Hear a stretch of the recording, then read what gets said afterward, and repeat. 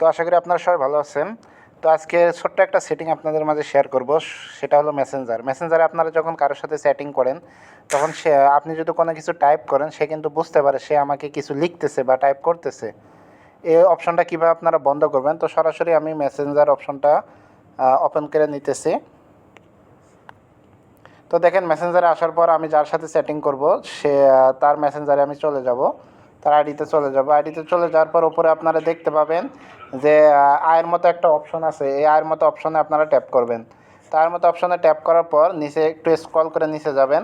তো এখানে আপনারা দেখতে পাবেন টাইপ ইন্ডিকেটর, এই টাইপ ইন্ডিকেটর অপশনে আপনারা ট্যাপ করবেন। তো টাইপ ইন্ডিকেটর অপশনে ট্যাপ করার পর এটা কিন্তু অন থাকবে, এটা আপনারা কি করে দেবেন, একটু অফ করে দিবেন। এটা অফ করে দিলেই কিন্তু আপনি যখন এর সাথে মেসেজ চ্যাটিং করবেন তো সে সে কিন্তু বুঝতে পারবে না সে আমাকে কিছু লিখতেছে কি না।